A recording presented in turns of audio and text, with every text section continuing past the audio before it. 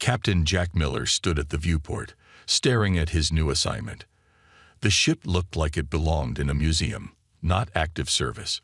The HSS Perseverance was small compared to modern Alliance vessels, its hull patched in dozens of places. The once proud name was barely visible under layers of space dust and corrosion. "They call it the Pebble," said Admiral Banks, not bothering to hide his smirk.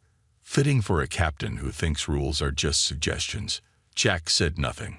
6 months ago, he had disobeyed direct orders to abandon a civilian colony under attack. His actions saved 2,000 lives, but cost the Alliance an expensive warship. The military court had two options: kick him out or demote him to the worst assignment possible. The Perseverance was that punishment. "Your crew arrives tomorrow," Banks continued. "They're as problematic as you. Consider this your last chance, Miller. Serve quietly, follow orders, and maybe in 10 years we'll talk about a transfer." After Banks left, Jack walked the empty corridors of his new command. The air smelled stale.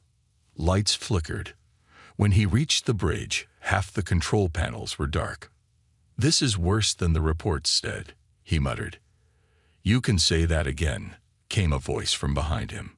Jack turned to see a tall woman with short red hair carrying a toolkit. She wore an engineer's uniform with the name Reynolds on it. "Sam Reynolds, chief engineer, or I guess I am now." She didn't offer to shake hands. "I came early to see what I'm working with. It's not good." "You weren't supposed to arrive until tomorrow," Jack said. Sam shrugged. "I don't follow schedules well. That's why I'm here." "What did you do to deserve this assignment?" "Punched my commander when he ordered me to certify a ship safe that would have killed everyone on board." She looked around the bridge. "At least this one's only mostly dead." By morning, the rest of the crew had arrived. Kate Wilson, tactical officer, who had publicly questioned a popular admiral's battle strategy. Dr. Thomas Reed, who had tested experimental treatments without approval. And Alex Green, communications specialist, caught hacking Alliance databases just to see if I could. 5 people to run a ship normally crewed by 20. 5 careers the Alliance wanted to forget. "Welcome to the Pebble," Jack told them as they gathered on the bridge. "This ship and this assignment are meant to be our punishment. We patrol the emptiest sector of human space until we retire or quit." "Great pep talk, Captain," Kate said, examining her console with distaste. "I'm not finished," Jack replied. "The Alliance thinks we're done. They're wrong. This ship may be old, but it's still an Alliance vessel, and we're still Alliance officers. I plan to run this ship properly." "With what?" Sam asked. "Half the systems don't work, and we have no budget for repairs." Jack smiled for the first time. "Then we get creative." Over the next week, they assessed the Perseverance's condition. The results were worse than expected. Life support functioned at 60% capacity. Weapon systems were 3 generations out of date. The hull had integrity issues in multiple sections. On day 8, Jack found Sam in the engine room, surrounded by holographic displays. "Found something interesting," she said without looking up. "This ship's core architecture is unusual." "Unusual how?" "Modern Alliance ships use standardized components. Makes repairs easier but limits modifications." She pointed to a complex diagram. "The Perseverance is different. It was built when each ship was unique. Its systems are adaptable in ways newer ships aren't." Jack studied the display. "Can we use that?" "Maybe." Sam's eyes lit up with the first enthusiasm he'd seen from her. "With some creative engineering, we could modify this old girl to do things the designers never imagined." Later that day, Jack called the crew to the mess hall. It was the only room large enough for all 5 of them to sit comfortably. "We have 2 choices," he told them. "Accept our fate and patrol empty space in a dying ship, or do something about it." "We have no resources," Dr. Reed pointed out, "and requisition requests require approval from Admiral Banks." "Who will deny them?" Kate added. "Exactly," Jack agreed. "So we work with what we have." Alex looked thoughtful. I may know some people on supply stations who owe me favors. Nothing major, but enough to get some basic parts. I found medical nanites in storage, Dr. Reed said reluctantly. They're outdated for medical use, but with reprogramming, they could repair hull damage. Sam finished, suddenly interested. That's actually brilliant. Kate tapped the table. There's a salvage field in Sector 7. Abandoned after the border shifted. Alliance considers it worthless, but there might be useful components. Jack looked at each of them. These officers had broken rules because they put people above protocol. The Alliance saw that as a weakness. He saw it as their strength. From now on, we operate differently, he said. We follow the spirit of Alliance regulations, not the letter. Our mission is to make the Perseverance functional again. Why bother? Kate asked. Even if we succeed, we're still stuck on patrol duty in empty space. For now, Jack agreed. But things change. Borders shift. Threats emerge. I want us ready when they do. The crew exchanged glances. They'd all seen enough to know he was right. This stays between us, Jack continued. Official reports will show routine maintenance only. Questions? There were none. The next day, they began. Sam created a plan to modify the propulsion system using parts from the ship's rarely used shuttle. Kate examined the weapons, looking for ways to increase power without modern components. Alex started writing custom software to make the outdated systems work more efficiently. 2 weeks later, they encountered their first real opportunity. The Perseverance detected debris from an old mining operation. After confirming it was abandoned, they salvaged usable materials. Among the debris, Sam found something unexpected. A power coupling unlike standard Alliance design. It's not Alliance, but it's not alien either, she told Jack, turning the device over in her hands. Looks like a prototype that never entered production. More efficient than what we have. Can you make it work with our systems? Sam grinned. That's the beauty of this old ship, Captain. With the Perseverance's adaptable architecture, I can make almost anything work. That night, with the strange power coupling installed, the lights on the bridge glowed steadier than they had in years. It was a small victory. But Jack saw something he hadn't seen when they first came aboard. Hope. The Perseverance was still the weakest ship in the fleet, but not for long. 3 months passed since the crew of the Perseverance began their secret project. The ship still looked shabby from the outside, but inside, things were changing. Sam worked 18-hour days in the engine room. The strange power coupling they had found was just the beginning. She discovered that it could connect to other systems in ways that shouldn't be possible. It's like it learns, she told Jack one night as they shared a meal in the mess hall. I connect it to something new, and it adjusts itself. Is it safe? Jack asked. Sam shrugged. As safe as flying this old bucket through space. Kate had found ways to improve the weapons by linking targeting systems to the ship's old exploration sensors. These sensors were built to detect tiny mineral changes in asteroids, she explained. With some adjustments, they can spot weaknesses in enemy ships better than standard military scanners. Dr. Reed, who had been the most reluctant, now spent hours reprogramming medical nanites.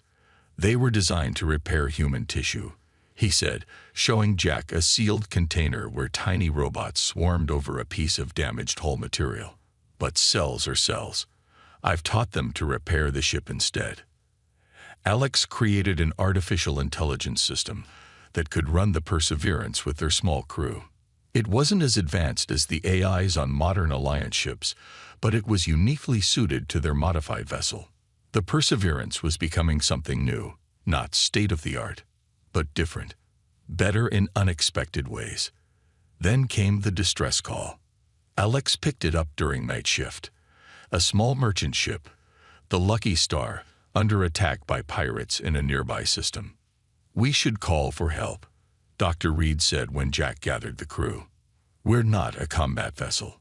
The closest Alliance patrol is 4 hours away, Kate pointed out. The Lucky Star doesn't have that long. Jack made his decision. Set course to intercept. Battle stations. They arrived to find the Lucky Star crippled, 4 pirate ships surrounding it. The pirates were so surprised to see an Alliance vessel that Jack had time to position between them and their prey. "This is Captain Miller of the Alliance ship Perseverance," Alex broadcast. "Stand down and withdraw." The pirates responded by opening fire. "Shields holding at 85%, Kate reported, sounding surprised. "Those mining deflectors Sam installed work better than expected." "Return fire," Jack ordered. Kate targeted the lead pirate ship. The weapons hit with surprising accuracy, disabling its engines with a single shot. "How did you do that?" Jack asked. Kate looked at her console in amazement. The targeting system identified a structural weakness. It shouldn't be that precise. The remaining pirates, seeing their leader crippled by what appeared to be a weakling patrol ship, quickly retreated. After helping the Lucky Star with emergency repairs, its captain, a weathered woman named Morgan, came aboard the Perseverance. "This isn't a standard Alliance vessel," she said, looking around the bridge with knowing eyes. "You've made improvements." Jack tensed. If word got back to Alliance Command about their modifications, they would all face court-martial. Morgan raised her hand. "Don't worry. I'm not interested in reporting you. In fact, I'm impressed." She placed a small data chip on the console.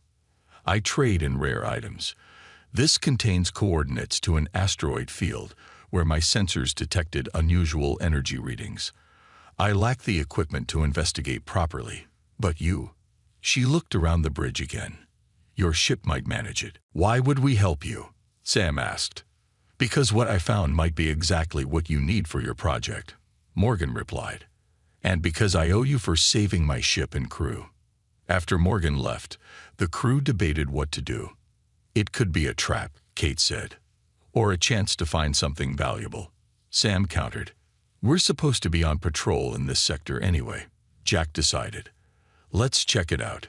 The asteroid field was dense, hard to navigate, but the Perseverance, with its modified sensors and improved engines, moved through it with surprising grace. "I'm detecting the energy source," Alex announced. "It's coming from inside that large asteroid ahead." They found an opening large enough for the ship and entered a hollow space within the asteroid. Inside was what looked like an abandoned outpost, but not one made by human hands. "Alien?" Dr. Reed asked, examining the scans. "Yes, but not one we've encountered before," Alex said. "And old. Very old." Jack led a team to explore. The outpost was dead, no life support, but still structurally intact.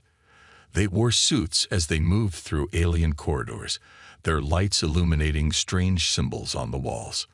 In what seemed to be the central chamber, they found what Morgan had detected: a device about the size of a small car, pulsing with soft blue light.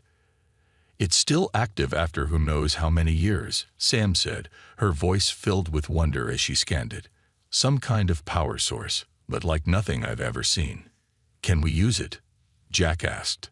Sam looked at her readings. "Maybe. It's powerful but stable. If we could integrate it with our systems." "The Alliance would never approve," Dr. Reed warned. "The Alliance isn't here," Jack reminded him. "And they gave us this assignment expecting us to fade away. I say we take this chance." It took 3 days to remove the alien power core and another week to figure out how to connect it to the Perseverance's systems. Sam worked non-stop, stopping only when Dr. Reed forced her to rest. "The core wants to connect to our systems," she explained to Jack. "It's like it was designed to adapt to different technologies." On the 10th day, they were ready. The crew gathered on the bridge as Sam prepared to activate the connection. "If this works," she said, "our power output will increase by at least 300%. If it doesn't work," she shrugged, "we might all die." "Do it," Jack ordered. Sam pressed the activation sequence. For a moment, nothing happened. Then the ship shuddered. Lights flickered. Strange energy patterns ran across every screen. "What's happening?" Jack demanded. The core is interfacing with all systems simultaneously, Alex reported, fingers flying over the controls. It's incredible. Outside the viewport, they watched as the ship's hull began to change. The metal darkened, spreading outward from the engine room where the core was installed, until the entire ship was covered in a material that seemed to absorb light. It wasn't just black. It was an absence of color, as if that part of space had been erased. "Systems stabilizing," Kate announced as the shuttering stopped. "Power levels at 450% of previous capacity. Weapons, shields, sensors. Everything is enhanced. The hull has been transformed at the molecular level," Dr. Reed added, checking his medical scanners. "It's stronger than any material I've ever seen." Jack stared at the readings, then at the viewport showing their ship's new appearance. The Perseverance was no longer the weakest ship in the fleet. It had become something else entirely. "What have we created?" he wondered aloud. They were about to find out. 2 weeks after installing the alien power core, the crew was still discovering what their ship could do. The blackened hull absorbed sensor scans, making the Perseverance nearly invisible to standard detection systems. The weapons hit harder, the shields were stronger, and the engines pushed the old ship to speeds it was never designed to reach. "It's like the ship is evolving," Sam told Jack as they reviewed the latest test results. "Every system keeps improving, even when we don't touch them." "Is that normal?" Jack asked. Sam laughed. "Nothing about this is normal, Captain. We've connected our systems to alien technology we barely understand." Jack nodded. They all knew the risks they had taken, any negative effects. "Nothing dangerous," Sam replied. "But there's something else." She hesitated. "Sometimes the ship seems to respond before we give commands, like it knows what we want to do." Before Jack could respond, the bridge door slid open, and Kate rushed in. "Captain, you need to see this." On the main screen, Kate displayed long-range sensor readings. "I detected an unusual energy spike near the edge of our patrol zone. When I focused our sensors on it, I found this." The screen showed what looked like a tear in space, glowing with strange energy patterns. As they watched, objects began emerging from it. "Ships?" Jack asked. "At least 20 so far," Kate confirmed. "Large ones, and they match no known design in our database." "Are we in visual range?" Kate shook her head. "No, but our enhanced sensors can create a rendering." The screen changed to show sleek vessels with sharp angular designs. They were dark gray with glowing red lines running along their hulls, like blood vessels. "They're heading for Alliance space," Kate said. "And they're moving fast." Jack hit the ship-wide comm. "All hands to the bridge, emergency stations." Within minutes, the entire crew had assembled. Jack explained the situation. "We need to warn Alliance Command," Dr. Reed said. "Agreed," Jack replied. "Alex, send a priority message. Include all sensor data." Alex worked at the communications console, then frowned. "I can't get through. Something's blocking our signal." "The unknown ships." "Possibly. Or the anomaly they came through." Jack considered their options. "We'll move closer to Alliance space and try again. In the meantime, maintain observation of those ships." They watched as more vessels emerged from the tear in space. Large ships, small ships, what looked like troop carriers and weapon platforms. A fleet preparing for war. "They're attacking something," Kate suddenly announced. "The monitoring station at Outpost 47. Jack ordered maximum magnification. The screen showed the small Alliance outpost, little more than a sensor array and emergency shelter for passing ships. 5 of the unknown vessels surrounded it. There was a flash of red light, and the outpost disappeared. "No warning," Alex whispered. "No demands. They just destroyed it." "There were 3 people stationed there," Jack said quietly. They watched in silence as the alien fleet reorganized and continued its advance toward Alliance space. "They're jamming all standard communication frequencies," Alex reported. I can't get any message out. Then we need to get closer to Alliance territory, Jack decided. Plot a course that keeps us away from the main alien fleet. As they changed course, Kate detected a smaller ship breaking off from the alien fleet. It's heading our way. Fast. Have they spotted us? Jack asked. Unknown, but they're on an intercept course. Evasive maneuvers, Jack ordered. Let's see if our stealth capabilities work. The Perseverance turned away, its blackened hull absorbing light and scanner waves, making it nearly invisible against the backdrop of space. For a moment, it seemed the alien vessel would pass them by. Then it suddenly changed course, heading straight for them. They've seen us, Kate reported. Incoming weapons fire. Shields up, Jack ordered. The alien weapon hit them. A beam of red energy that would have cut through a normal Alliance patrol ship. But the Perseverance's shields, enhanced by the alien core, held. Shields at 90%, Kate reported, sounding surprised. That shot should have disabled us. Return fire, Jack ordered. Let's see what our weapons can do. Kate targeted the alien vessel and fired. The Perseverance's modified weapons struck with precision, hitting what appeared to be the alien ship's engine. The effect was immediate and dramatic. The alien vessel spun out of control, its propulsion system disabled. Direct hit, Kate announced. Their engines are down. Jack saw an opportunity. Can we capture that ship? We need information about what we're facing. Sam studied her console. We might be able to use the medical nanites to cut through their hull and create an entry point. Do it, Jack ordered. Kate, Alex with me. Dr. Reed, prepare the medical bay in case we find injured aliens. 20 minutes later, Jack led a boarding team onto the alien vessel. The inside was as angular as the outside, with corridors lit by the same red glow that lined the hull. They moved carefully, weapons ready. They found the crew in what appeared to be the command center, 5 beings that looked almost human, but with gray skin and eyes that glowed the same red as their ship. 4 were dead, killed when their vessel's systems exploded during the battle. 1 still lived, badly injured. Dr. Reed, Jack called over the comm. We need you here. The alien was brought back to the Perseverance's medical bay. Dr. Reed worked to save its life, while Alex tried to establish communication. I've analyzed their language from their computer systems, Alex explained. It's complex, but our translation software is adapting. Hours later, the alien regained consciousness. It looked at the humans surrounding it with what seemed like contempt. Why did you attack the outpost? Jack asked. The translation software converted his words, and the alien responded in a harsh, clicking language that the software then translated for the humans. It was in our way, the alien replied. As your world will be. What do you want from us? Jack pressed. Want? Nothing.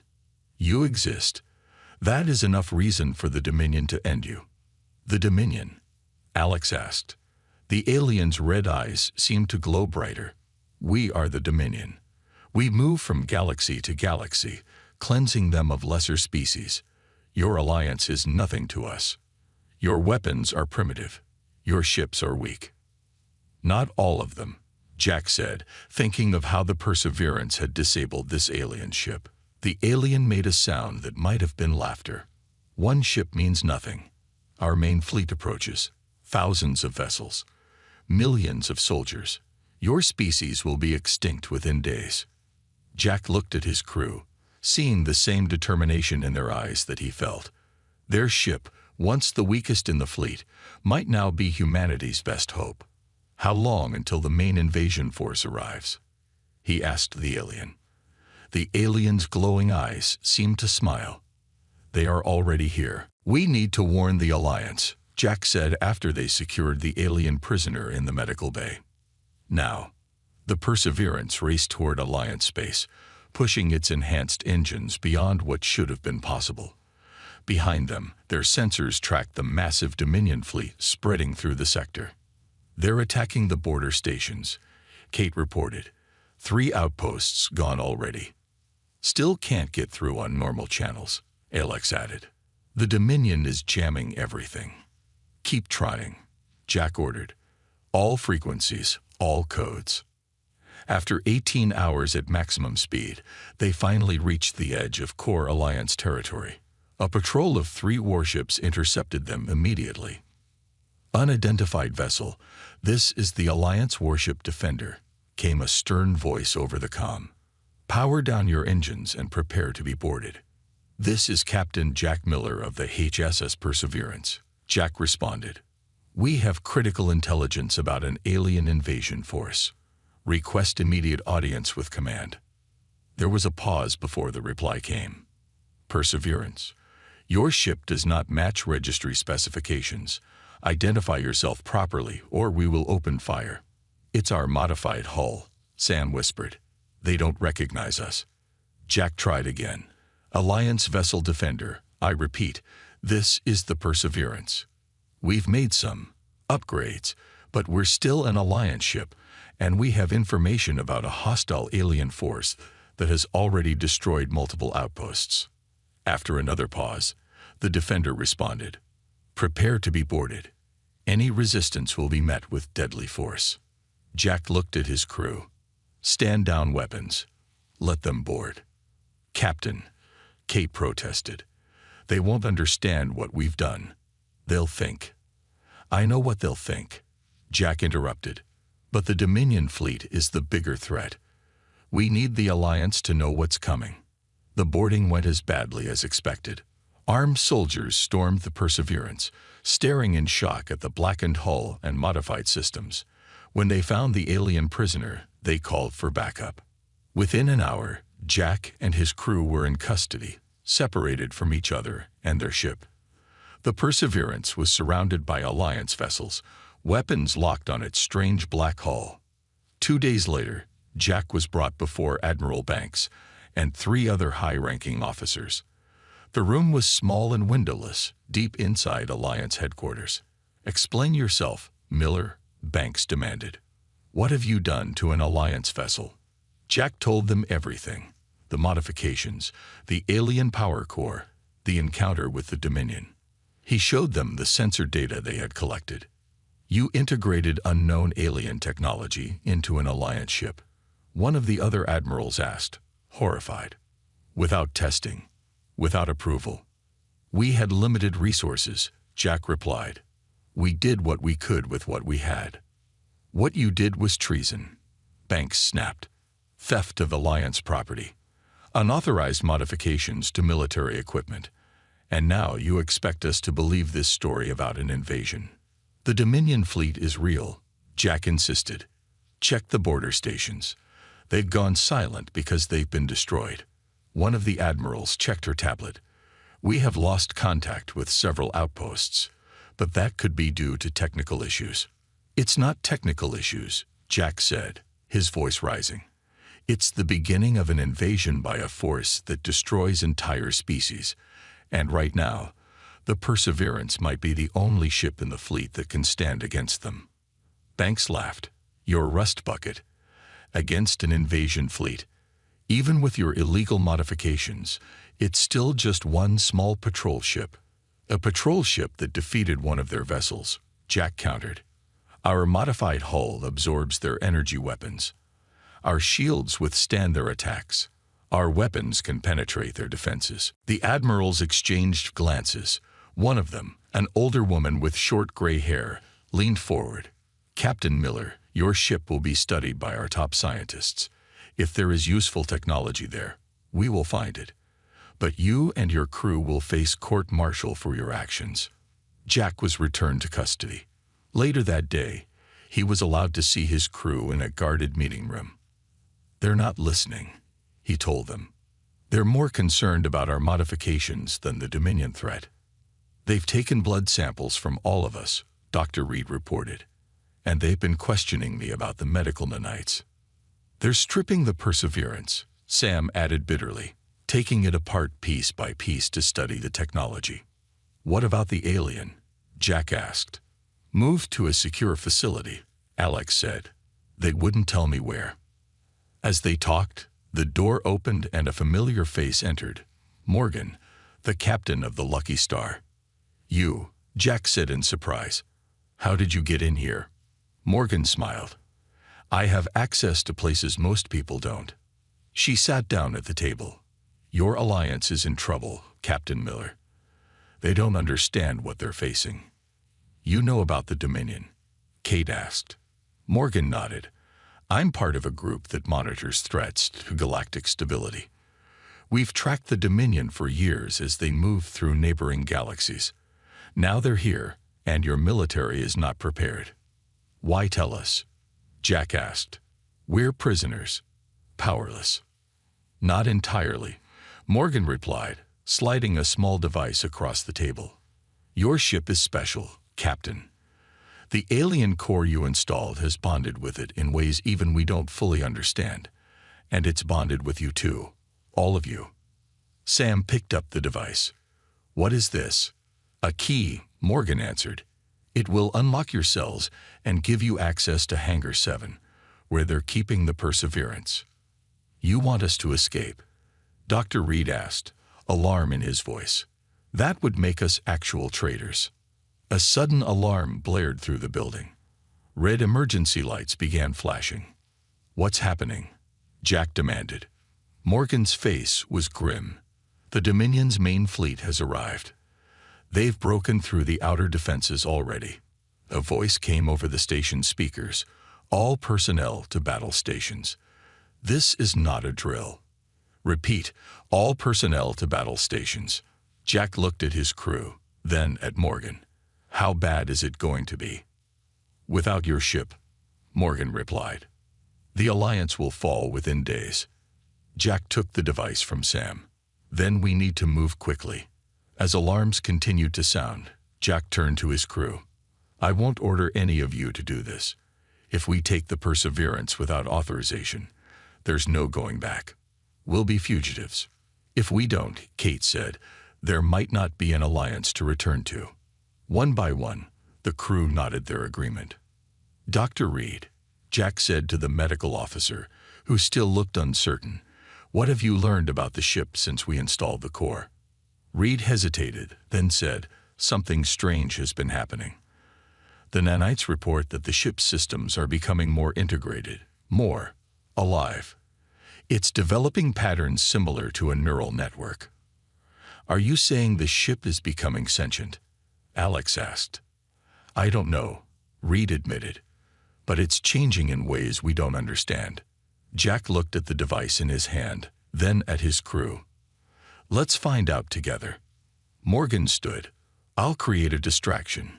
Get to your ship. The Alliance needs you, even if they don't know it yet."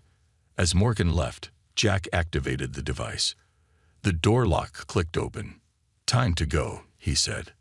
The Perseverance was waiting for them. Alarms blared throughout Alliance headquarters as Jack and his crew raced through the corridors. Security forces were distracted by the Dominion attack, making their escape easier than expected. "Hangar 7 is this way," Alex said, leading them through a maintenance tunnel. They emerged into a vast hangar where the Perseverance sat surrounded by scanning equipment and research teams. The ship's blackened hull seemed to absorb the bright hangar lights, creating a shadow deeper than it should be. "How do we get past all these scientists?" Kate whispered. As if in answer, the hangar's emergency lights began flashing red. A voice came over the speakers.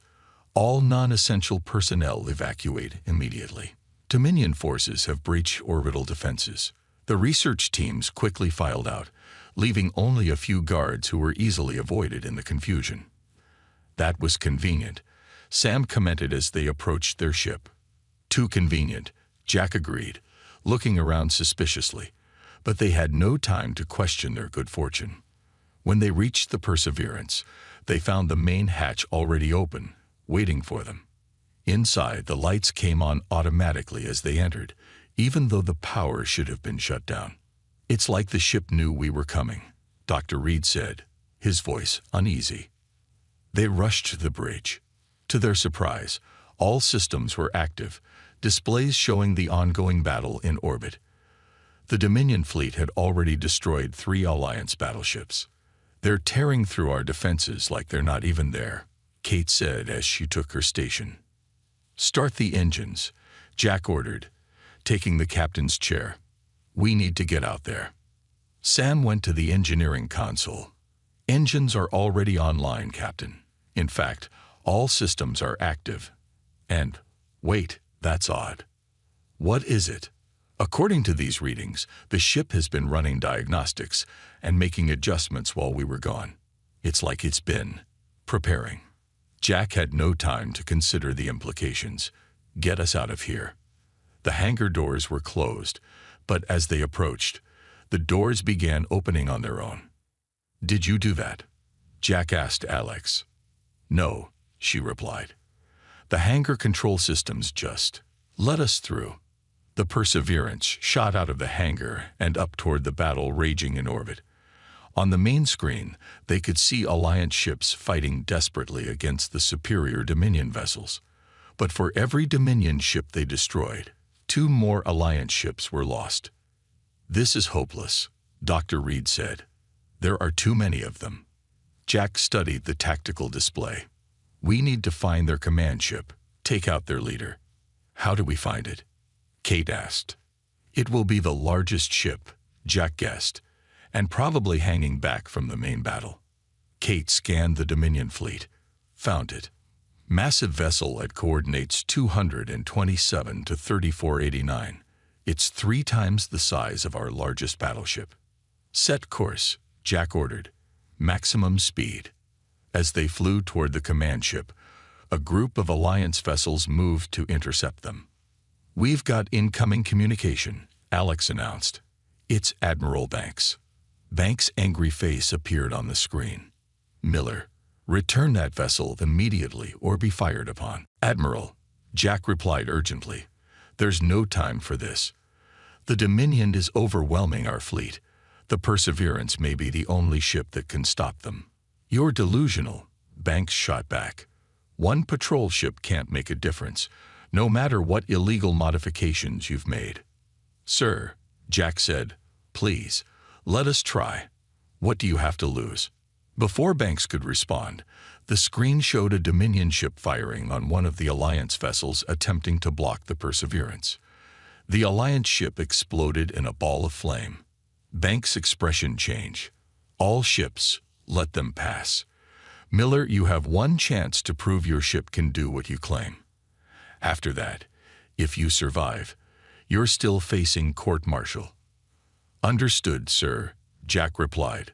"We won't let you down." The path cleared, and the Perseverance accelerated toward the Dominion command ship. As they approached, several Dominion vessels moved to protect their leader. "They've spotted us," Kate reported. 6 ships on intercept course. "Evasive maneuvers," Jack ordered. But instead of the standard evasion pattern, the Perseverance moved in ways Jack hadn't commanded, flowing between enemy ships with impossible grace, as if anticipating their attacks. "The ship is moving on its own," Sam said in wonder. "It's following the tactical situation and reacting faster than we could." Jack had no time to question this. "As long as it works. Weapons, target the lead interceptor." The Perseverance fired, its enhanced weapons striking with deadly precision. The Dominion ship's shields flared and failed, and a second shot destroyed it completely. The remaining ships opened fire, their red energy beams converging on the Perseverance. The blackened hull absorbed some attacks, while the shields deflected others. "Shields at 60%, Kate reported. "We can't take much more of this." "We need to reach that command ship," Jack insisted. Dr. Reed suddenly looked up from his console. "Captain, I've been analyzing the Dominion fleet's communication patterns. They all receive orders directly from the command ship. If we can disrupt that signal, they would lose coordination," Jack finished. "How do we do it?" Sam studied her readings. "The alien power core. If we could create a feedback pulse through their communication frequency, it would overload their systems," Alex added excitedly. "But we have to get very close to the command ship, and it might burn out our core," Sam warned. We might not survive the pulse. Jack looked at his crew, the misfits, the rule breakers, the ones the Alliance had tried to forget. Each face showed the same determination he felt. If we don't try, humanity won't survive, he said simply. Everyone, listen carefully. He outlined the plan. They would push through the remaining defenders, get as close as possible to the command ship, and unleash the feedback pulse. It was a suicide mission, but no one objected. When he finished speaking, Jack stood. This might be our last mission. I want to say it's been an honor serving with each of you. We took the weakest ship in the fleet and made it into something extraordinary. Whatever happens next, remember that. The crew stood with him. Together, they placed their hands on the central console. For humanity, Jack said, we make this oath. We will protect our people, whatever the cost.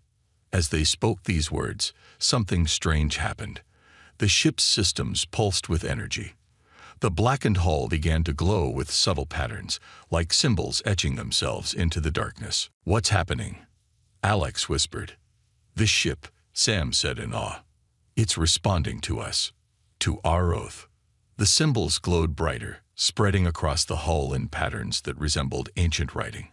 The ship's power readings spiked beyond anything they had seen before. It's ready, Jack said, somehow knowing it was true. Let's finish this. The Perseverance surged forward, its enhanced systems operating beyond all known limits. It tore through the Dominion defenders, taking damage but refusing to stop. Command ship in range, Kate announced. Initiate the pulse, Jack ordered. Sam activated the sequence. The alien core glowed blindingly bright as energy built up for the pulse.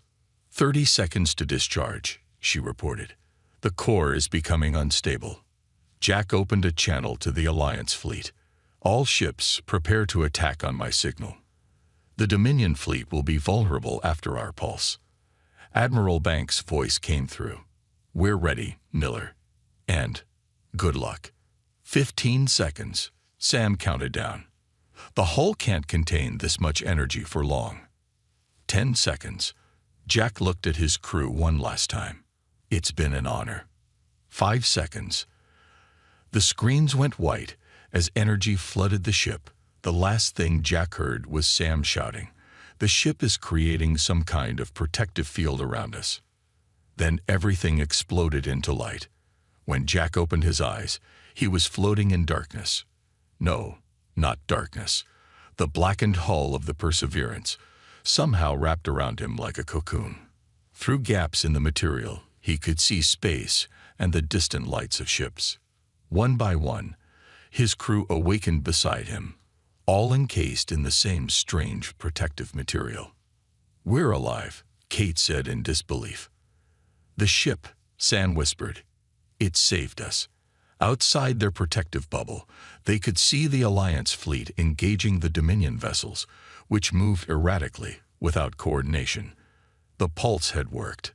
The blackened material around them began to shift, forming a sphere that carried them through space. Through the gaps, they watched as the Dominion command ship exploded, torn apart by Alliance weapons. "We did it," Alex said softly. The sphere continued moving, taking them away from the battle, away from Alliance space. The symbols that had appeared on the hull now glowed from within the material surrounding them. "Where is it taking us?" Dr. Reed asked. Jack touched the surface of their strange cocoon. It felt warm, alive. "I don't know," he admitted, "but I think the ship is still with us.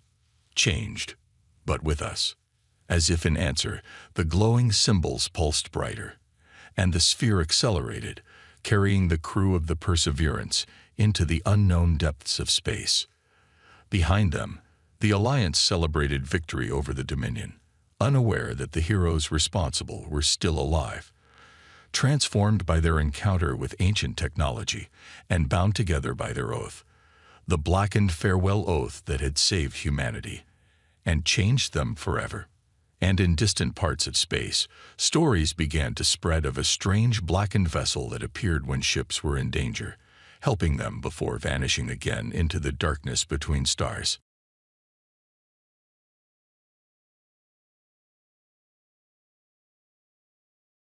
The message came on a Tuesday. All across Earth, every screen flickered to the same image. A group of beings that clearly weren't human. Some had too many eyes. Others had skin that shimmered like oil on water. A few looked almost human, except for small details that made them more wrong than if they'd had tentacles. Commander Jack Miller watched from the Pentagon's main control room, his coffee forgotten in his hand.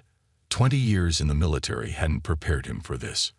"We are the Galactic Council," said the alien in the center.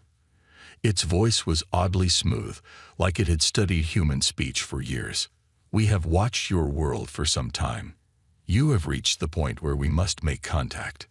The alien paused, its 4 eyes blinking in sequence. "You may join our community of worlds, or you may remain alone. The choice is yours, but it must be made now." Within hours, Miller found himself on a transport plane headed to the United Nations. As Earth's leading military strategist, his presence had been requested at the emergency meeting with the aliens who had landed their ship in the middle of Central Park. "They could have appeared anywhere," said General Porter, who sat across from Miller on the plane. "Why New York?" Miller stared out the window. "They wanted to make a point. They know our power structures."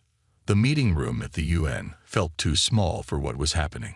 Miller sat 3 seats away from the Secretary General, watching as the alien delegation entered.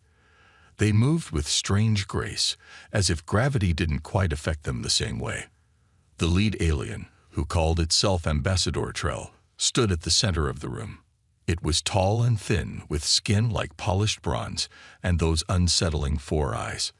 "The Galactic Council has maintained peace across 3 spiral arms for 12,000 years," Trell said. "We achieved this through strict regulations on military development." Miller noticed how the alien's gaze kept returning to him. Not to the world leaders, but to him, a military man. "To join the Council, Earth must agree to our primary treaty. No species may build warships above Class 4 capabilities." The Secretary General leaned forward. "And what exactly is Class 4? Trell made a gesture, and a hologram appeared in the center of the room. It showed specifications for ships, weapon systems, and power outputs, all with hard limits. Miller studied the hologram, his eyes narrowing. The limits were just above Earth's current military technology, almost as if they were designed specifically to contain human advancement. "Why these specific restrictions?" Miller asked, speaking out of turn. All 4 of Trell's eyes focused on him. "For peace." "That's not an answer," Miller said, ignoring the Secretary General's warning glance. Trell's mouth formed what might have been a smile. "There are threats in this galaxy that require management. The Council has found that unrestricted military development leads to disaster." "What threats?" Miller pressed. "The most significant is what we call the tide," Trell said after a pause. "But that is Council business, not for potential members to concern themselves with."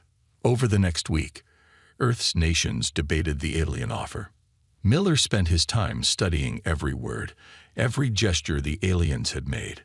Something felt wrong. "They're hiding something," he told General Porter as they walked through the temporary military camp set up near the alien ship. "These restrictions aren't about peace. They're about keeping us weak." Porter sighed. "Maybe. But what choice do we have? They've offered us technology, medicine, access to other worlds." "At the price of our ability to defend ourselves," Miller countered. As they rounded a corner, they nearly collided with one of the smaller aliens, a being named Vel, who served as Trell's assistant. "Pardon me," Vel said, its voice higher and more mechanical than Trell's. "I was admiring your military structure. Very efficient." Miller studied the alien. Unlike Trell, Vel seemed genuinely curious. "Thank you. I hope we'll have the chance to learn from your people as well." "Oh yes," Vel said, its eyes blinking rapidly. "The Council has much to teach species like yours." It paused. "Though not all Council knowledge is shared equally." "What do you mean by that?" Miller asked. Vel seemed to realize it had said too much. "Nothing of importance." "Good day, Commander." It hurried away. 3 days later, Earth's nations voted to accept the Council's terms. Miller stood at the back of the room as the treaty was signed, watching the satisfaction in Trell's 4 eyes. Later that night, Miller found himself assigned as Earth's military liaison to the alien delegation. His first duty, a tour of the alien ship. The vessel was enormous inside, with corridors that seemed to bend in ways that hurt his eyes. Trell led the tour, pointing out technology that made Miller's military mind race with possibilities and restrictions. This propulsion system, Trell explained, gesturing to a pulsing blue core, allows travel between stars in days rather than centuries. You will be granted limited versions of this technology. Limited? Miller asked. Class 4 approved, Trell said smoothly. Sufficient for commerce and cultural exchange, but not for serious military applications, Miller noted. Trell's eyes narrowed slightly. The Council finds that most species are happier focusing on arts and sciences rather than weapons. As they continued the tour, Miller noticed a sealed door. Unlike the others, this one had markings that glowed red. What's in there? He asked. Council security matters, Trell said quickly, not relevant to Earth's integration. Miller made a mental note of the door's location. Something about Trell's tone had changed. There was tension there. 6 months passed. Earth began receiving its first approved alien technologies. Medical advances cured 3 major diseases. New energy systems made fossil fuels obsolete almost overnight. But Miller remained uneasy. Now an admiral overseeing Earth's compliance with Council restrictions, he had access to all reports about alien activities, and something wasn't adding up. They're scanning our military installations constantly, he told his new assistant, Lieutenant Ryan. Not just checking for compliance. They're assessing our capabilities in detail. Ryan, young but sharp, nodded. I've noticed they're particularly interested in how quickly we adapt their technology. Miller tapped his desk, almost like they're afraid of what we might do with it.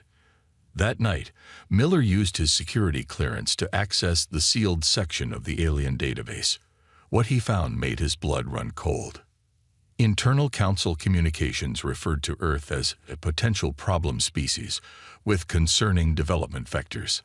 One message from Trell to the Council leadership stood out. Humans display unusual creativity in weapons design. The standard restrictions may not be sufficient long-term. Recommend consideration of the Oversight Protocol.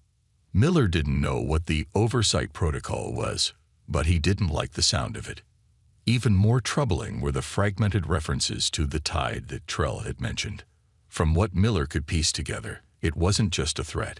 It was a world-ending force that had destroyed hundreds of civilizations, and for some reason, the Council seemed more interested in containing it than defeating it. As Miller shut down his terminal, he made a decision.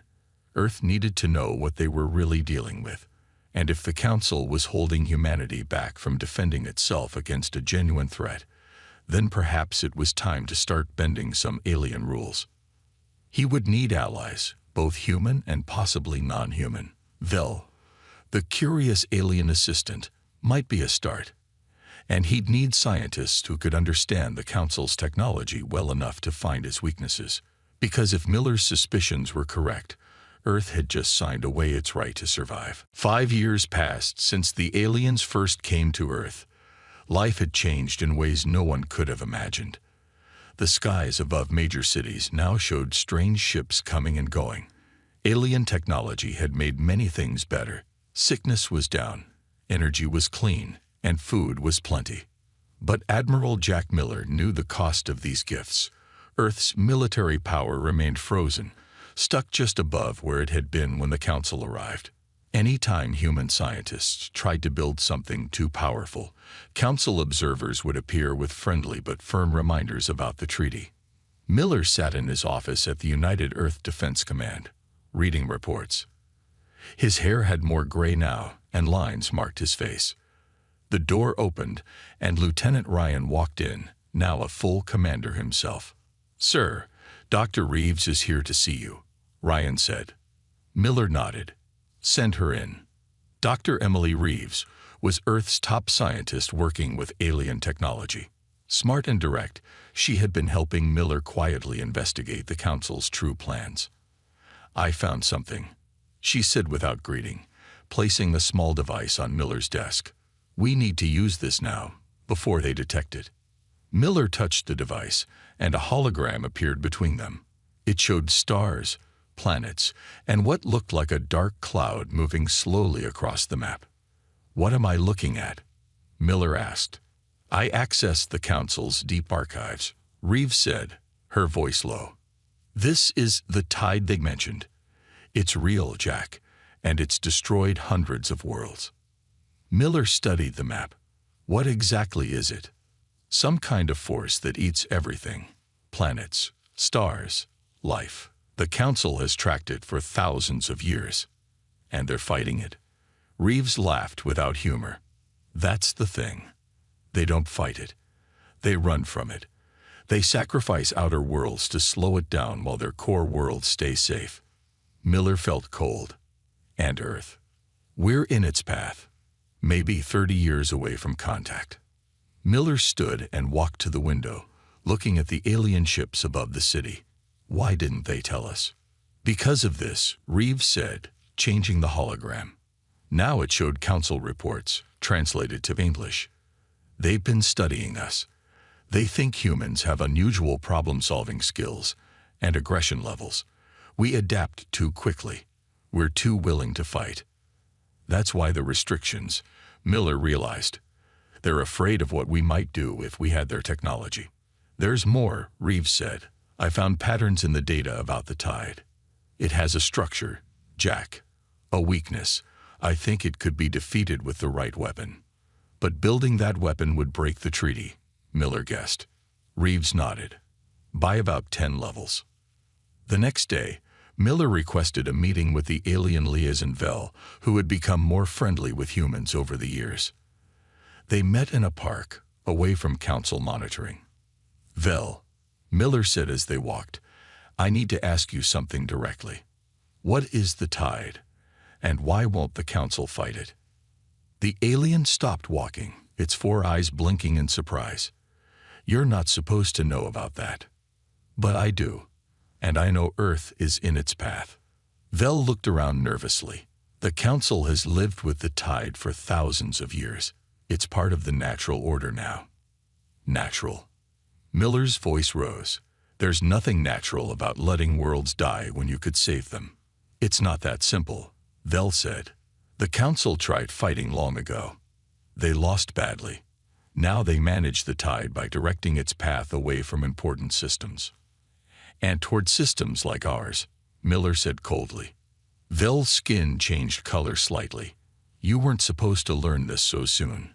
Most species don't figure it out until the tide is almost upon them."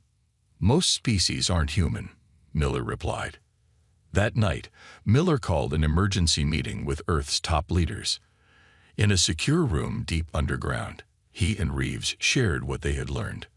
"Let me be clear," Miller said to the shocked faces around the table. "The Council isn't here to help us. They're containing us while setting us up as a buffer zone." The president of the United Earth Government, a woman named Helen Torres, spoke first. "Can we be sure of this?" Reeves played the holograms again. "The data is from their own systems. What do you suggest, Admiral?" Torres asked. Miller took a deep breath. "Dr. Reeves believes we can build a weapon, a ship that could actually hurt the tide. But it would be far beyond what the Council allows." "They would stop us if they knew," the defense minister said. "Then they can't know," Miller replied simply. The room fell silent as everyone considered what he was suggesting. "Where would we even build such a ship?" someone asked. "Mars," Reeves said. "We have mining operations there already. The Council doesn't watch them as closely as Earth facilities." Torres studied Miller's face. "You're asking us to risk everything. If the Council discovers we're breaking the treaty, they might cut us off completely, or worse." "And if we do nothing," Miller countered, "the tide will definitely destroy us in 30 years. The Council has already written Earth off. After hours of debate, the vote was unanimous. Project Defiance would begin in secret. 3 months later, Miller stood on the surface of Mars, watching as massive machines dug into the red soil. Officially, this was a new mining operation to extract rare materials. In reality, they were building an underground shipyard. Reeves stood beside him in her spacesuit. The Council's observer ships make their Mars flyby every 14 days. We'll need to be careful with energy signatures. Miller nodded. How long until we have a working prototype? 2 years for the basic ship, maybe 5 for the complete weapons system. I've got our best people working on it, using everything we've learned from the Council's tech. Will it work? Miller asked. Reeves looked up at the stars. In theory. The tide has a quantum structure that should be vulnerable to the right kind of gravitational disruption. No one's tried it before because the Council avoids any research in that direction. Why would they avoid researching a weapon against their greatest enemy? Miller wondered. I don't know, Reeves admitted, but I found references to something called the Makers in their oldest files. Whatever the tide is, I think the Council is afraid of more than just it. As they walked back to the Mars base, Miller felt the weight of their secret. Earth was gambling everything on a ship that might not work against an enemy they barely understood, while hiding from supposed allies who might become enemies. But they had no choice. When faced with extinction, humans didn't surrender. They fought back, even if they had to break every rule in the galaxy to do it. The red dust of Mars swirled around the massive hidden entrance as it slowly opened. Admiral Miller's transport settled onto the landing pad, its engines powering down. This was his 10th visit to the secret shipyard in the past year, but the sight still amazed him each time. As the airlock cycled, Dr. Reeves waited for him inside. 2 years had passed since they began Project Defiance.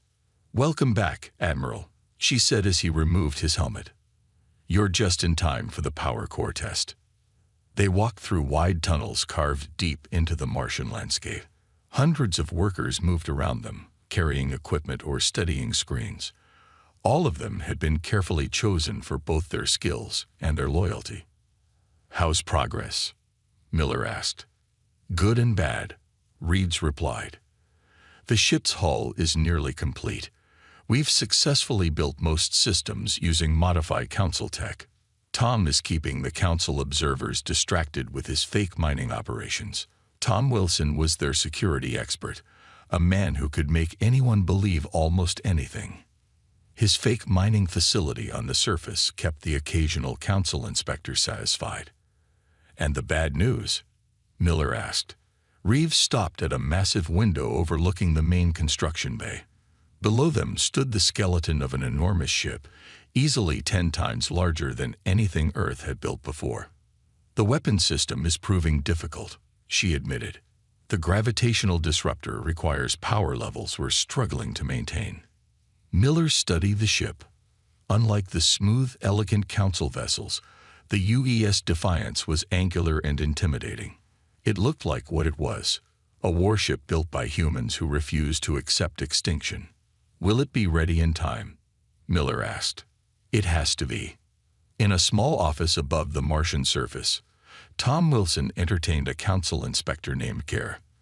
The alien was tall with 6 limbs and seemed constantly uncomfortable in Mars gravity. As you can see, Tom said, pointing to mining charts that were entirely made up. Our extraction of rare minerals has increased by 40% since last quarter. Gare studied the charts with 3 of his eyes while the other 3 scanned the room. Impressive output. Yet your energy consumption is unusually high. Tom laughed casually. Mars is cold. Keeping our people warm takes power. Indeed. Gare placed a small device on the table. We've detected unusual readings from this region. Deep scans show large empty spaces beneath the surface. Tom didn't let his smile falter. Natural caves. Mars has many of them. We use some for storage. I would like to see these. Storage caves, Gare said. Of course, Tom replied, already planning which of the fake storage areas to show the inspector. Tomorrow morning. I need to prepare the transport. Gare agreed, but Tom could tell the alien wasn't fully convinced. As soon as Gare left, Tom sent an urgent message to Miller. They're getting suspicious. Need better cover story. Deep underground, the first test of the Defiance's power core was about to begin. Miller and Reeves stood in the control room, surrounded by engineers. If this works, Reeves explained, we'll have enough power for both the ship's systems and the gravitational disruptor. And if it doesn't? Miller asked. Then we're back to the drawing board, she said grimly. The countdown began. The core, built using a combination of Earth technology and stolen Council designs, hummed to life. Screens showed power levels rising steadily. Looking good, one engineer said. Approaching 50% capacity. Miller felt hope rising. Then alarms began to sound. Power fluctuation. Someone shouted. The containment field is destabilizing. Reeves moved quickly, typing commands into her console. Shut it down. Now. The core powered down just before disaster. When the dust settled, Reeves looked exhausted. What happened? Miller asked. The Council's tech isn't designed to produce this much power, she explained. They've built in limitations we didn't see. Miller slammed his fist on the railing. They thought of everything. Not everything, came a quiet voice from the door. Everyone turned to see Vel standing there. Guards immediately raised their weapons, but Miller waved them down. How did you get in here? Your Mr. Wilson isn't the only one who can create distractions, Vel said, walking forward slowly. I've suspected what you were doing for some time. Are you here to stop us? Miller asked, tensing. Vel's 4 eyes blinked in sequence. No, I'm here to help you. Later, in a secure room, Vel explained. The Council fears humans because you question everything. Most species accept the Council's rules without asking why. But not you, Reeves asked. I've served the Council for 200 years, Vel said. Long enough to see patterns, long enough to wonder why we never fight the tide. Miller leaned forward. And why don't you? Because the Council didn't create the technology that holds our civilization together, Vel said simply. They found it, thousands of years ago. They don't fully understand how it works, only how to use it. And they're afraid of breaking it, Reeves realized. Exactly. The gravitational technology you're trying to build, the Council has records of similar weapons used against the tide long ago. They worked, but had side effects. What side effects? Miller asked. The records aren't clear. But the Council leadership believes these weapons may have damaged space itself. Miller and Reeves exchanged glances. Is that why you're here? To warn us off. Vel made a gesture that might have been a shrug. I'm here because I believe extinction is worse than risk. The Council would rather sacrifice Earth than try something dangerous. And you don't agree, Miller said. I've grown to respect humans. Vel admitted. You're stubborn and sometimes frightening, but you're also brave in ways my people have forgotten. Vel pulled out a small crystal and placed it on the table. This contains technical data about the tide structure and proper designs for the power system you're trying to build. Reeves picked up the crystal, her eyes wide. This could save us months of work. There's something else you should know, Vel said, looking troubled. The tide is changing course. It's moving faster than predicted. Your Earth now has perhaps 5 years, not 30. The room fell silent as the implications sank in. Can we build the ship in time? Miller asked Reeves. She studied the data from the crystal, her face lighting up with understanding. With this? Yes, but we'll need to work day and night. Then that's what we'll do, Miller said, standing up. He turned to Vel. What happens to you when the Council discovers you've helped us? That depends on whether you succeed, Vel said simply. If you fail, we all die anyway. 3 days later, the power core hummed to life again. This time, there were no alarms. The energy readings climbed steadily until they reached 100%. In the control room, Reeves smiled for the first time in weeks. "We have power."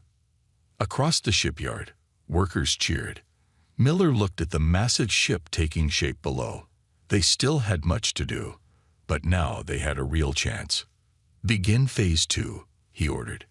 "Install the weapon systems." Above them, on the surface of Mars, Tom Wilson continued his dance of deception with the Council observers, buying time with fake reports and distractions. But everyone knew the truth. Sooner or later, the Council would discover what they were building. The race was on to complete the Defiance before that happened, before the tide arrived, before humanity's time ran out. Alarms blared throughout the underground Mars base. Admiral Miller ran down the corridor toward the command center, his heart pounding. After 3 years of secrecy, their time had run out. "Status report," he shouted as he entered the room. Commander Ryan looked up from his display, his face grim. "Council ships have entered Mars orbit, 7 vessels, including what looks like a heavy cruiser." On the main screen, Miller could see the alien ships taking position above the red planet. Their smooth oval shapes seemed to glow against the dark sky. "Have they sent any messages?" Miller asked. "Just one," Ryan replied. "Cease all unauthorized activities immediately." Miller turned to Dr. Reeves, who had been working nonstop for days. "How close is the Defiance to being ready?" "The main systems are online," she said, exhaustion clear in her voice. "The gravitational disruptor is installed but untested. We need another week minimum." "We don't have a week," Miller said. He activated the base-wide communication system. "All personnel, this is Admiral Miller. Begin launch preparations. We're leaving in 3 hours." Vel, who had become a permanent fixture on the project, approached Miller. "The Council won't just let you leave. They'll try to disable the ship before it can clear Mars orbit." "I know," Miller said. "That's why we need a distraction." On the surface, Tom Wilson faced the Council delegation that had landed near the fake mining facility. Ambassador Trell himself had come, flanked by 6 armed guards. His 4 eyes showed no emotion. "Mr. Wilson," Trell said coldly, "your deception ends today. We know what you've been building beneath the surface." Tom smiled his most charming smile. "I have no idea what you're talking about. We're just miners here. Our scans show a massive vessel under construction, a warship that violates at least 15 Council regulations." Trell stepped closer. "Where is Admiral Miller?" "I believe he's on Earth." Tom lied smoothly. "Would you like me to call him?"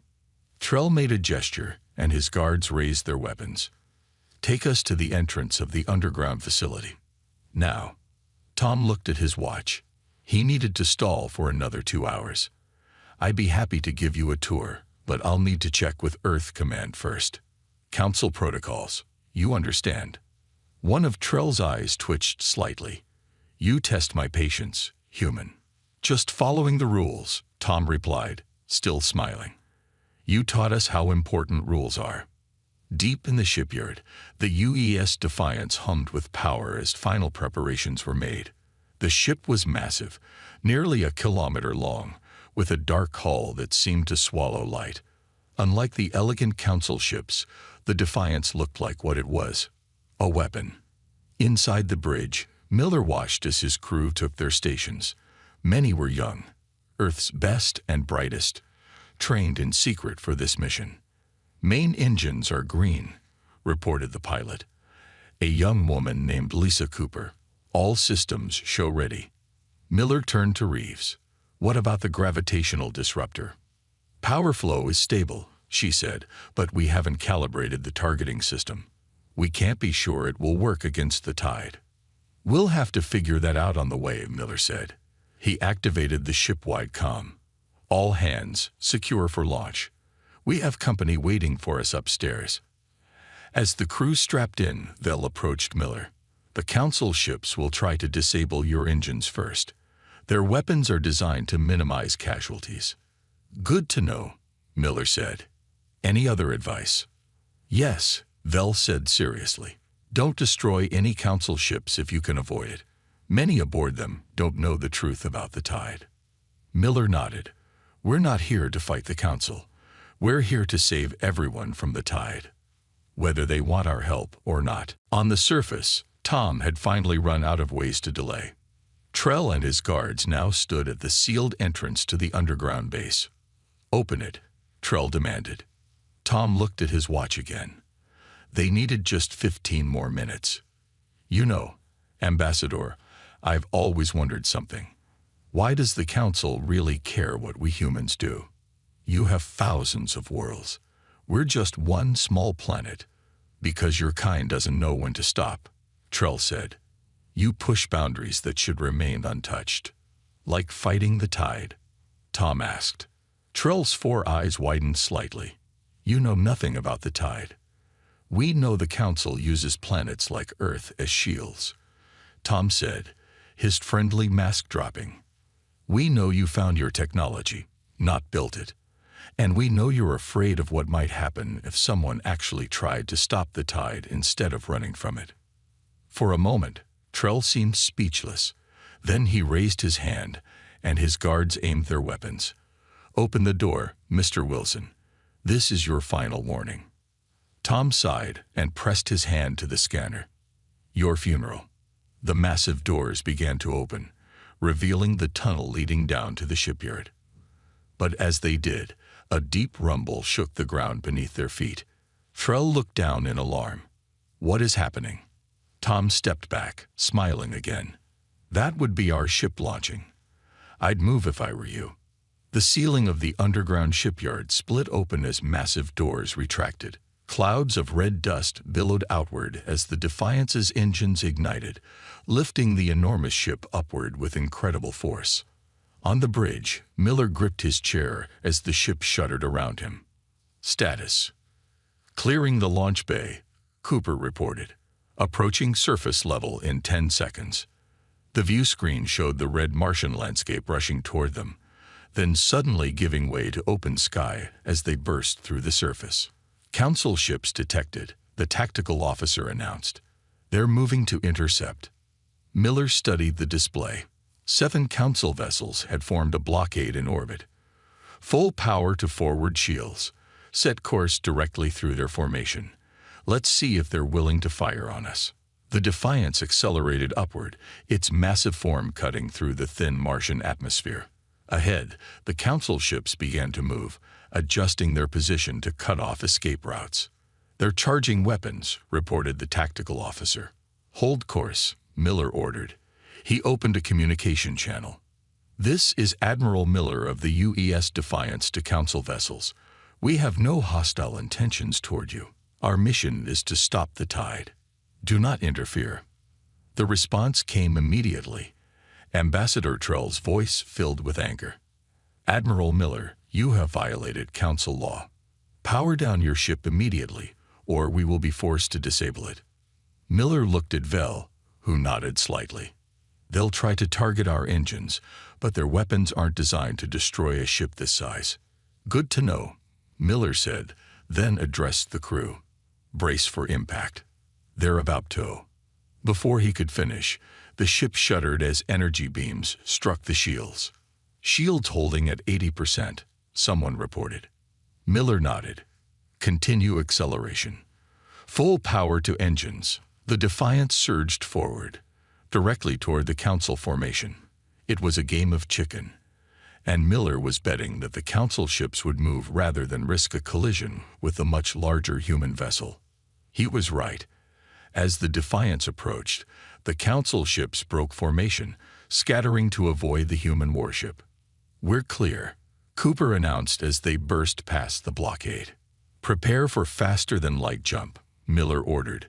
"Let's get out of here before they regroup." As the stars began to stretch on the view screen, a new alarm sounded. "New contact," the tactical officer shouted, his voice rising. "Massive energy signature detected at the edge of the solar system." Miller turned to Vel, whose 4 eyes had gone wide with fear. "It's the tide," Vel whispered. "It's here, years ahead of even my prediction." On the main screen, they could see it now. A darkness spreading across the stars, consuming everything in its path.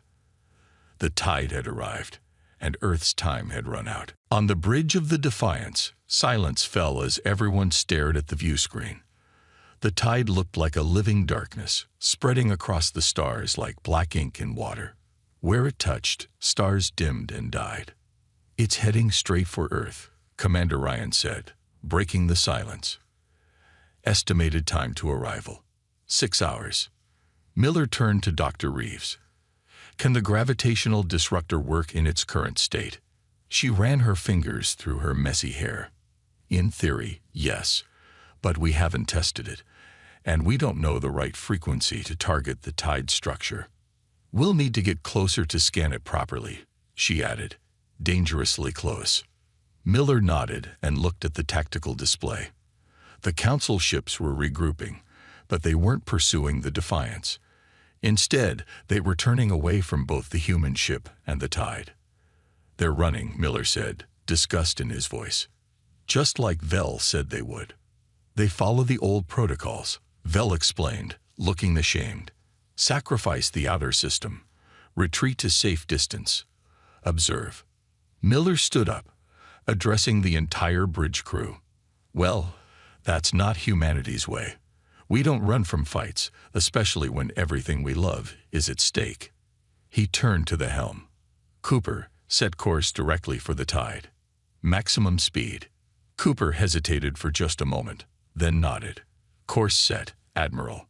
As the Defiance accelerated toward the greatest threat humanity had ever faced, Miller opened a channel to Earth. "This is Admiral Miller on the UES Defiance. We have visual confirmation of the tide entering the solar system. We are moving to engage." President Torres' voice came through the speakers. "Admiral, our sensors are just now detecting it.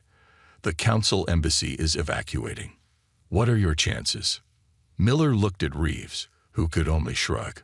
"Unknown, Madam President, but we're the only hope Earth has." "Then good luck, Defiance. The hopes of humanity go with you." As the Defiance approached the tide, the crew got their first clear look at what they were facing. It wasn't just darkness. It was a swirling mass of energy that seemed to bend space itself. "Beginning scans," Reeves announced, her eyes fixed on her instruments. "The structure is like nothing I've ever seen. It's almost like what?" Miller prompted. "Like a program," she said, looking up in surprise. "It has patterns, repeating sequences. This isn't a natural phenomenon." Vel moved to her station, examining the data. The oldest Council records hint that the tide might be artificial, but no one believed them. "You mean someone made this thing?" Cooper asked from the helm. "It appears so," Reeves said. "And if it's made, it can be unmade." Her fingers flew over her console. "I'm identifying the frequency patterns now. The gravitational disruptor needs to match them precisely." Suddenly, the ship shuddered violently. Warning lights flashed across every console. "We're being pulled in," Cooper shouted, fighting with the controls. "The tide has us in some kind of gravity well." Miller grabbed his chair to steady himself. "All power to engines. Get us free." "I can't," Cooper replied, panic in her voice. "It's too strong." Reeves looked up from her station. "Wait, this could work to our advantage. We need to get close anyway to use the disruptor effectively." "How close?" Miller asked. "Very close," she admitted, "almost inside it." Miller made his decision. "Cut engines. Let it pull us in. Divert all power to the gravitational disruptor." The bridge crew stared at him in shock, but followed his orders. The ship stopped fighting against the tide's pull and began to accelerate toward the darkness. "Disruptor power at maximum," reported the engineering officer, "but we've never tested it at these levels." "No time like the present," Miller said with grim humor. He turned to Reeves. "How much longer do you need?" 2 minutes to match the frequency pattern," she said, working frantically. "Maybe less." Miller looked at the view screen. The darkness was filling it now, tendrils of energy reaching toward the ship like hungry fingers. "Make it less." Just before the Defiance was swallowed by the tide, A communication came through. It was Ambassador Trell. Admiral Miller, cease this foolish action immediately. You don't understand what you're interfacing with. Miller smiled tightly. Actually, I think we do. It's a weapon, isn't it? A very old, very advanced weapon that the Council has been running from for thousands of years. Trell's 4 eyes blinked rapidly. It is beyond your comprehension. The makers created it for purposes we cannot fathom. Interfering with it could destroy reality itself. Or it could save billions of lives, Miller replied. I'll take that chance. He cut the transmission. On the bridge of the Defiance, silence fell as everyone stared at the view screen. The tide looked like a living darkness, spreading across the stars like black ink in water. Where it touched, stars dimmed and died. It's heading straight for Earth, Commander Ryan said, breaking the silence. Estimated time to arrival: 6 hours. Miller turned to Dr. Reeves. Can the gravitational disruptor work in its current state? She ran her fingers through her messy hair. In theory, yes, but we haven't tested it, and we don't know the right frequency to target the tide structure. We'll need to get closer to scan it properly, she added, dangerously close. Miller nodded and looked at the tactical display. The Council ships were regrouping, but they weren't pursuing the Defiance. Instead, they were turning away from both the human ship and the tide. They're running, Miller said, disgust in his voice. Just like Vel said they would. They follow the old protocols, Vel explained, looking ashamed. Sacrifice the outer system. Retreat to safe distance. Observe. Miller stood up, addressing the entire bridge crew. Well, that's not humanity's way. We don't run from fights, especially when everything we love is at stake. He turned to the helm. Cooper, set course directly for the tide. Maximum speed. Cooper hesitated for just a moment, then nodded. Course set, Admiral. As the Defiance accelerated toward the greatest threat humanity had ever faced, Miller opened a channel to Earth. This is Admiral Miller on the UES Defiance. We have visual confirmation of the tide entering the solar system. We are moving to engage. President Tor's voice came through the speakers. Admiral, our sensors are just now detecting it. The Council embassy is evacuating. What are your chances? Miller looked at Reeves, who could only shrug. Unknown, Madam President, but we're the only hope Earth has. Then good luck, Defiance. The hopes of humanity go with you. As the Defiance approached the tide, the crew got their first clear look at what they were facing. It wasn't just darkness.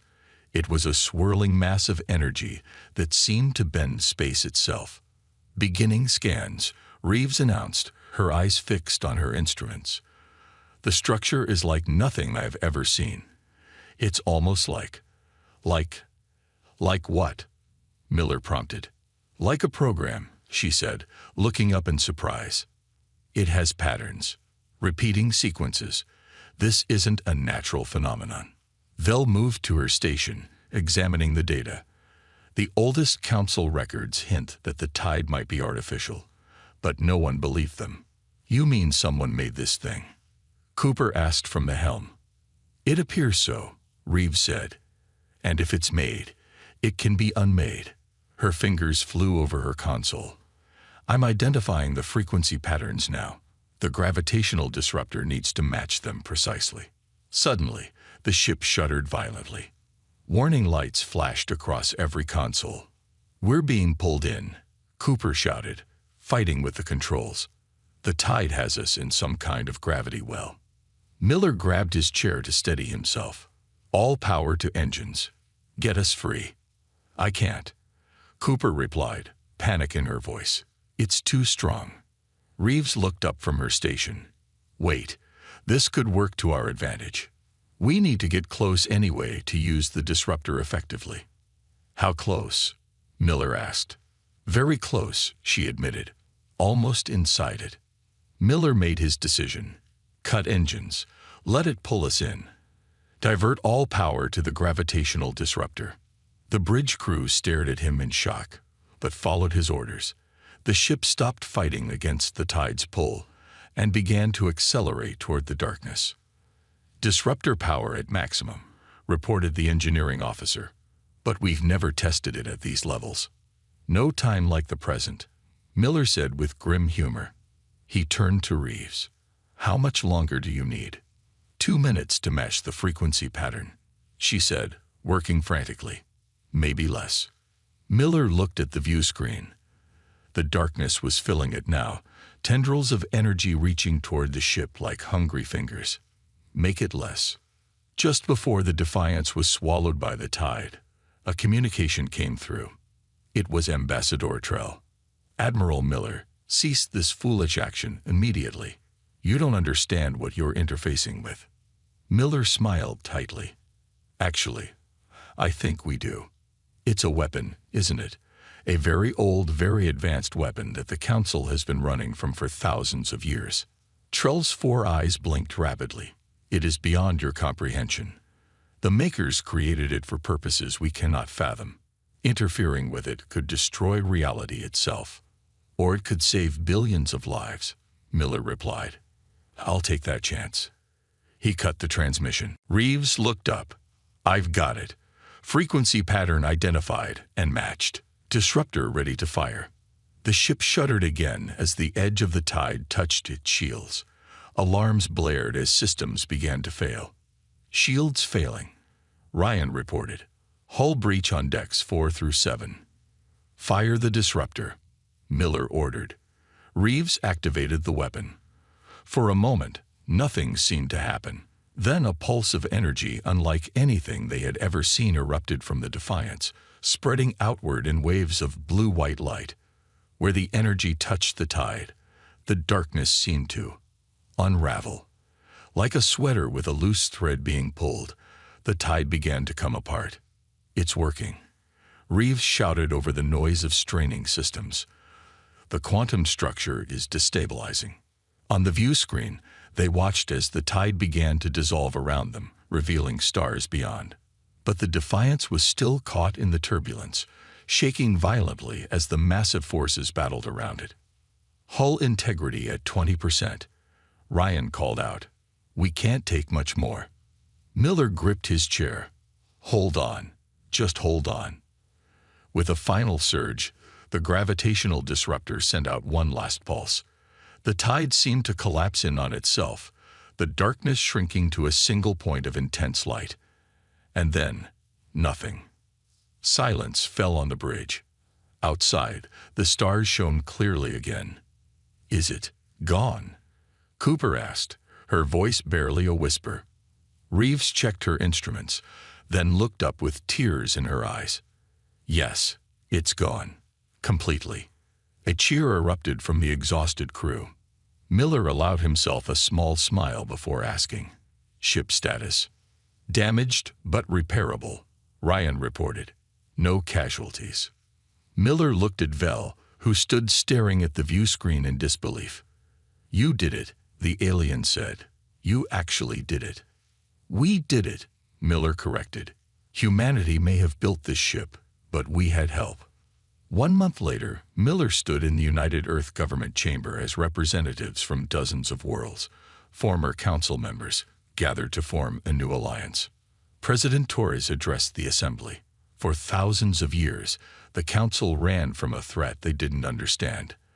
They sacrificed countless worlds to save their own. Humanity chose a different path. She gestured to Miller and his crew. These brave men and women risked everything to save not just Earth, but every world in the tide's path. And in doing so, they discovered a truth. The tide was not some unstoppable force of nature, but a weapon, one that could be defeated. Miller looked at Vel, now serving as representative of his own people, who nodded in acknowledgement. "Today," Torres continued, "we form a new alliance. Not one based on fear and sacrifice, but on courage and cooperation. The Defiance protected fleet will be our shared shield, with ships built by all our worlds working together." As the chamber erupted in cheers, Miller thought about the journey that had brought them here. The Council had made rules to hold humanity back. fearing what they might do with advanced technology. They were right to be afraid. Humans refused to accept defeat.